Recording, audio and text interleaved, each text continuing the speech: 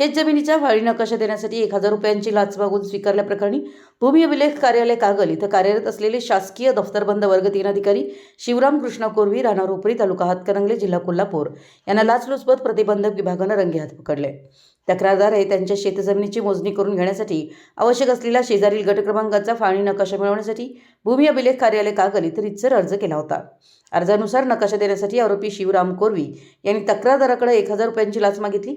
याबाबत तक्रारदाराने anti corruption bureau Kolhapur इथं तक्रार दाखल केली. तक्रारीची पडताळणी केल्यानंतर सापळा कारवाईचं आयोजन करण्यात आलं.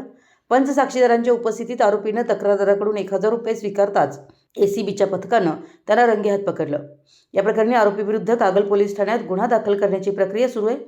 ही कारवाई अँटी करप्शन ब्युरोचे पोलीस उपायुक्त शिरीष देशपांडे, अपर पोलीस अधीक्षक अर्जुन भोसले यांच्या मार्गदर्शनाखाली पोलीस उपाधीक्षक वैष्णवी पाटील यांच्या पर्यवेक्षणाखाली करण्यात आली.